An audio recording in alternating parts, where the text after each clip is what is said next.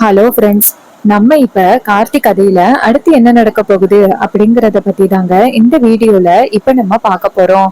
மறக்காம இந்த வீடியோக்கு லைக் பண்ணிக்கோங்க, நம்ம சேனலை சப்ஸ்கிரைப் பண்ணிட்டு பக்கத்துல உள்ள பெல் ஐகானையும் கிளிக் பண்ணி ஆல்னு செட் பண்ணிக்கோங்க. சரி வாங்க வீடியோல என்ன நடந்துச்சு அப்படிங்கறத இப்ப நம்ம பார்ப்போம். நம்ம ஹீரோ ஹீரோயின் எல்லாருமே சேர்ந்து வீட்டுக்கு வராங்க. அதே நேரத்துல அந்த வில்லி நேரா வில்லனுக்கு போன் பண்றாங்க. வில்லன் போன் அட்டன் பண்ணி சொல்லுமா, ஆதாரம் எல்லாமே ரெடியா இருக்கு அப்படின்னு. அப்ப வில்லி சொல்றாங்க, என்னங்க, நான் நேரா வரேன், வந்துட்டு அந்த ஆதாரத்தை வாங்கிட்டு வரேன் அப்படின்னு சொன்னதோட உடனேயே வில்லனும் சரி அப்படின்னு சொல்றாங்க. அப்புறமா வில்லி வந்துட்டு நேரா வில்லன் கிட்ட போயிட்டு அந்த ஆதாரம் எல்லாத்தையுமே வாங்கிக்கிறாங்க. வாங்கிக்கிட்டு இன்னைக்கு தாங்க நம்ம எதிரி அந்த வீட்டுல இருக்க போற கடைசி நாள். இந்த வீடியோ ஆதாரமும் இந்த டாக்குமெண்ட்டும் போதும், அவனை ஒரு வழி பண்ணிடலாம். இத்தனை நாளும் அக்கா என் பேச்ச கொஞ்சம் கூட கேட்கவே இல்லையில, இன்னைக்கு நான் சொன்னது உண்மை அப்படின்னு இன்னைக்கு அவனை வீட்டை விட்டு துரத்த போறா பாருங்க அப்படின்னு சொல்லிட்டு ரொம்ப சந்தோஷமா பேசுறாங்க. அப்ப வில்லன் சொல்றாரு, ஆமா, எனக்கு ரொம்ப சந்தோஷமா இருக்கு. அவன் அந்த வீட்டை விட்டு போனாதானே அந்த ஈஸ்வரிய நம்ம ஒரு வழி பண்ணலாம். நமக்கு சரியான வாய்ப்பு கிடைச்சிட்டு இத கொண்டு போய் நீ இப்பவே காமிச்சு அவனை அப்பயே வீட்டை விட்டு துரத்து. அப்ப அந்த வில்லி சொல்றாங்க, ஆமாங்க, இவன் தான் அந்த சேதுபதியோட பேரன் அப்படிங்கிற விஷயம் மட்டும் என் அக்காக்காரிக்கு தெரிஞ்சிச்சு, அதோட ரேவதியோட வாழ்க்கை போனாலும் பரவாயில்ல அப்படின்னு அவனை துரத்தி அடிச்சிருவா. அதுக்கப்புறம் பொண்ணோட வாழ்க்கை நடு தெருவுல நிக்கும். இன்னைக்கு நான் உங்க கூட வாழ முடியாம எவ்வளவு வேதனையோட இருக்கேன், அதே மாதிரி அவ பொண்ணும் புருஷன் கூட சேர்ந்து வாழ முடியாம வேதனையோட இருக்கணும் அப்படின்னு சொல்லிட்டு அந்த வில்லி சொல்ல, அப்ப வில்லன் சொல்றாரு, ஆமா, நம்ம கண்டிப்பா பழி வாங்குறதுக்கான நேரம் வந்துருச்சு, நீ போ சந்திரா அப்படின்னு சொன்னதோட அவங்களும் அந்த டாக்குமெண்ட்டையும் வீடியோ ஆதாரத்தையும் வாங்கிக்கிட்டு நேரா வீட்டுக்கு வராங்க. அங்க வந்துட்டு நம்ம ஈஸ்வரி உட்கார்ந்து இருக்காங்க. வில்லி இங்க இருந்து போனதோட, அக்கா, இத்தனை நாளும் நான் உன்கிட்ட என்ன சொல்லிக்கிட்டு இருந்தேன், இவன் தான் அந்த சேட்டுபதியோட பேரன் அப்படின்னு நான் உன்கிட்ட சொன்னேன். ஆனா நீ கொஞ்சம் கூட கேட்கவே இல்ல. பல இடத்துல நிரூபிக்கிறதுக்காக நான் போராடினேன்.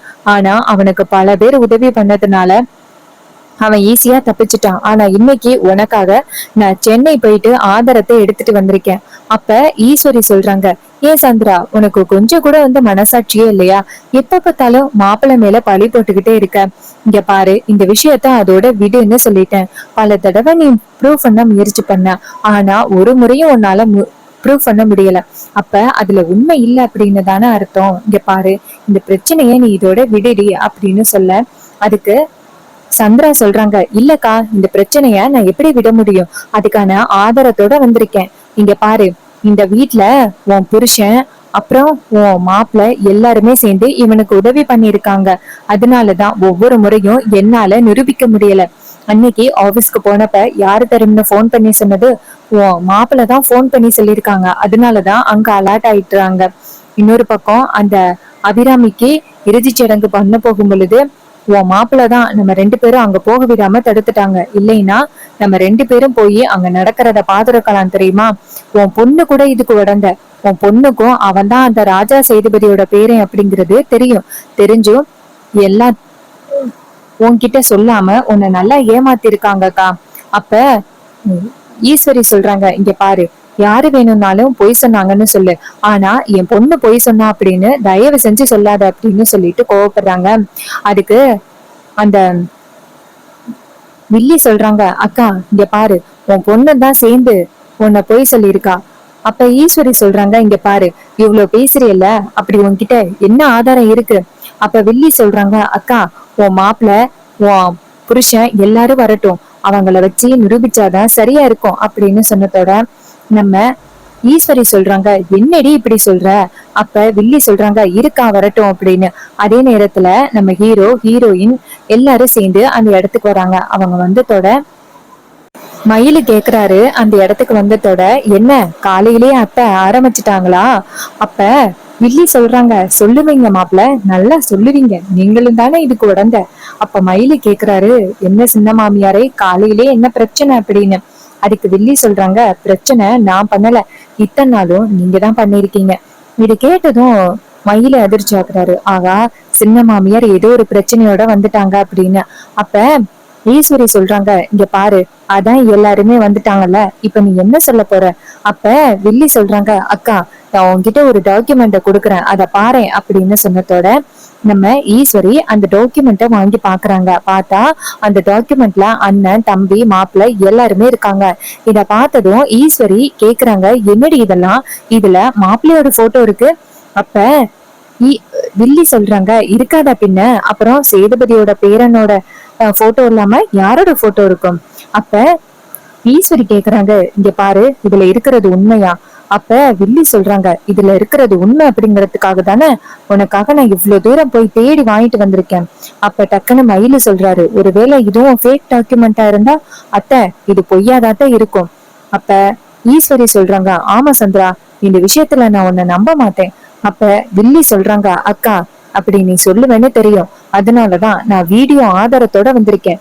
உன் மாப்பிள்ள சார்பதிவாளர் அலுவலகத்துக்கு போயிட்டு சொத்து மாத்துறதுக்காக கையெழுத்து போட்டிருக்காரு, அண்ணன் தம்பி கூட சேர்ந்து பாரு அப்படின்னு சொல்லிட்டு வீடியோவை காமிக்கிறாங்க. அந்த வீடியோவை பார்த்ததோட ஈஸ்வரிக்கு செம ஷாக்கு. அப்ப நம்ம மயிலு கேக்குறாரு, அத்தை இதுவும் பொய்யா இருக்கும் அப்படின்னு. அப்ப ஈஸ்வரி டக்குன்னு இருங்க மாப்பிள்ள அப்படின்னு நேரா நம்ம ஹீரோவை பாக்குறாங்க. பார்த்து, மாப்பிள்ள இதுக்கெல்லாம் நீங்க என்ன பதில் சொல்ல போறீங்க? இவ சொல்றது எதுவுமே உண்மையா இருக்க கூடாது அப்படின்னு இப்ப கூட நான் நினைக்கிறேன். அப்ப வில்லி சொல்றாங்க, அக்கா அவன் தான் கையும் களவுமா மாட்டிக்கிட்டானே, இதுக்கப்புறம் அவன் எங்க இதெல்லாம் பொய்ன்னு சொல்ல போறான்? அக்கா உன்னையும் நம்ம குடும்பத்தையும் நல்லா ஏமாத்திட்டான். பாவம் என் அக்கா ஏமாறாளே அப்படின்னு எவ்வளவு கஷ்டப்பட்டேன் தெரியுமா உண்மையை கண்டுபிடிக்கிறதுக்கு. கஷ்டப்பட்டு கஷ்டப்பட்டு இப்ப நான் உண்மையும் கண்டுபிடிச்சிட்டேன், இங்க பாரு, இதுதான்க்கா உண்மை அப்படின்னு சொல்லிட்டு காமிக்கிறாங்க. இதையெல்லாம் பார்த்ததோட ஈஸ்வரிக்கு செம்ம ஷாக் ஆகுது. அப்ப ஈஸ்வரி சொல்றாங்க, அப்ப நீதான் அந்த சேதுபதியோட பேரனா? இத்தனை நாளும் என்னை ஏமாத்தினியா அப்படின்னு சொல்ல, அப்ப நம்ம ஹீரோ எதுவுமே பேசாம அமைதியா இருக்காரு. அப்ப ராஜா சொல்றாரு, இங்க பாரு ஈஸ்வரி, மாப்பிள்ள வந்துட்டு கும்பாபிஷேகம் முடிஞ்சதோட உன்கிட்ட உண்மையை சொல்லலாம் அப்படின்னு தான் இருந்தாரு. ஆனா சூழ்நிலையால உன்கிட்ட உண்மையை சொல்ல முடியாம போயிருச்சு. ஈஸ்வரி, அவருக்காக நான் மன்னிப்பு கேட்டுக்கிறேன். என்னதான் இருந்தாலும் அவரு நம்ம பொண்ணை கல்யாணம் பண்ணிட்டாரு, நம்ம பொண்ணோட வாழ்க்கை பாதிக்கும். தயவு செஞ்சு நீ அவசரப்பட்டு முடிவெடுக்கிறாரு ஈஸ்வரி.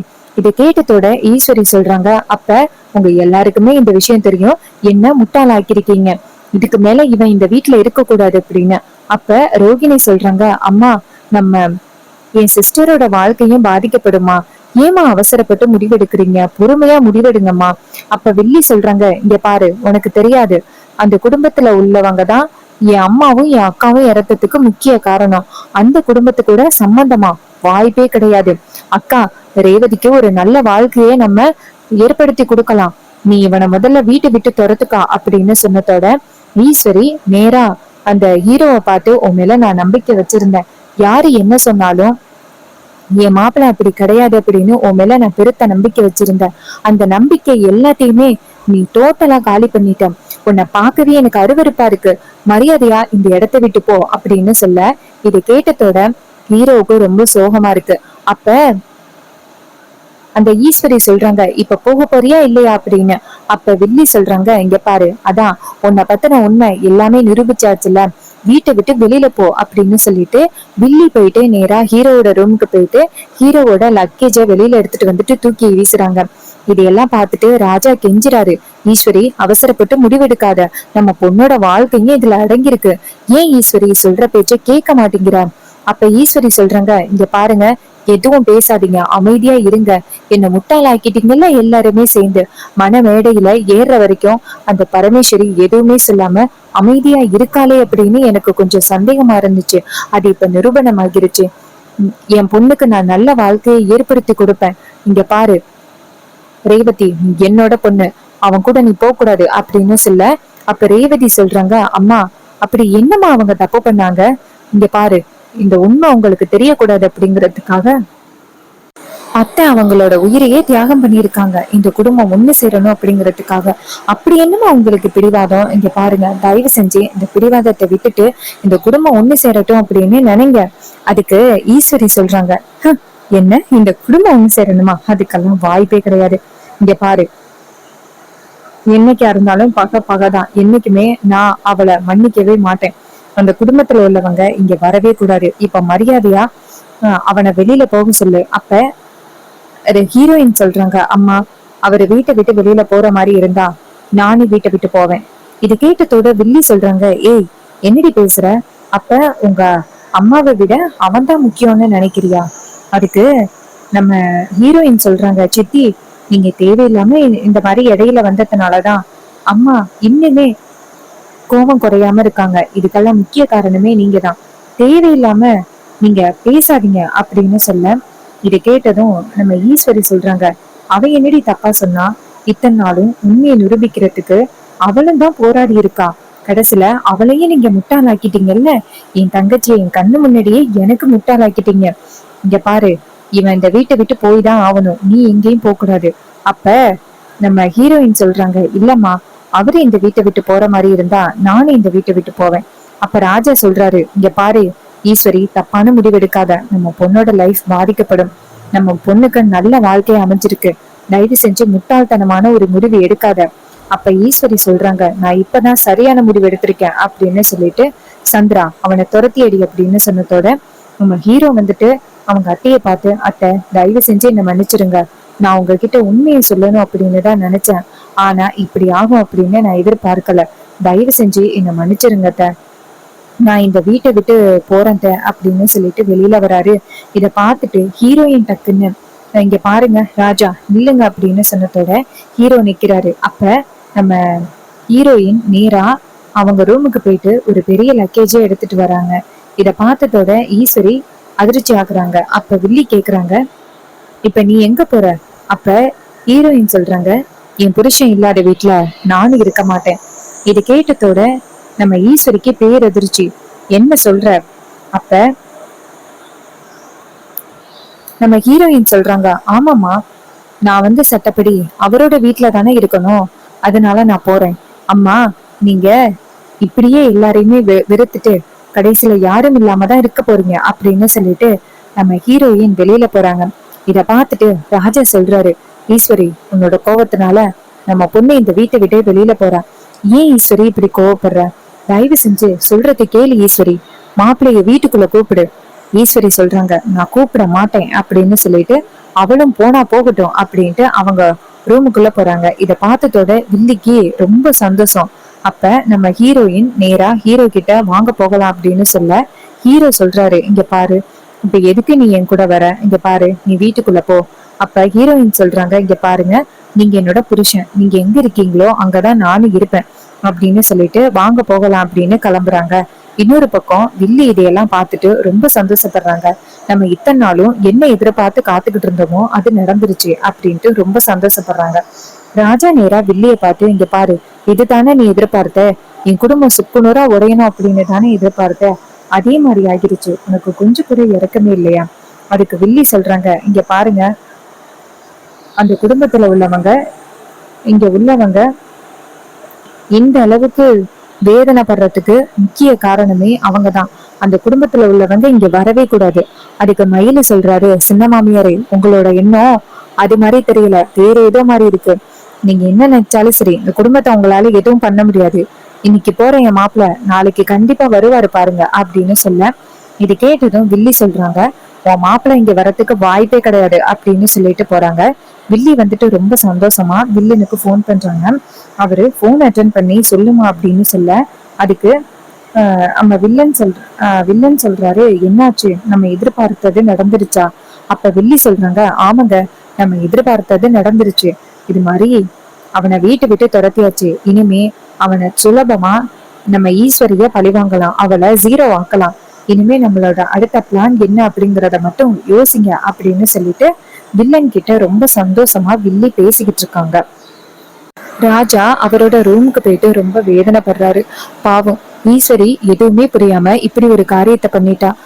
பாவம் என் பொண்ணு வீட்டை விட்டு போயிட்டா, ஆனா அங்க போயிட்டு சந்தோஷமா இருப்பா. ஆனா இந்த குடும்பத்தை பாதுகாக்கிறது யாரு?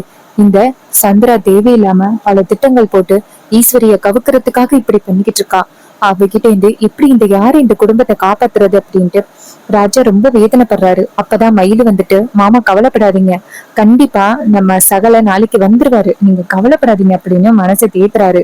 சோ இந்த கதை உங்களுக்கு பிடிச்சிருந்துச்சுன்னா மறக்காம இந்த வீடியோக்கு லைக் பண்ணிக்கோங்க. நம்ம சேனலை சப்ஸ்கிரைப் பண்ணிட்டு பக்கத்துல உள்ள பெல் ஐகானை கிளிக் பண்ணி ஆல்னு செட் பண்ணிக்கோங்க. அப்பதாங்க நெக்ஸ்ட் வீடியோ போடும் பொழுது உங்களுக்கு நோட்டிபிகேஷன் வரும் பார்க்கலாம். ஸோ இதே மாதிரி வேற ஏதாவது ஒரு வீடியோல பார்ப்போம். தேங்க்ஸ் ஃபார் வாட்சிங்.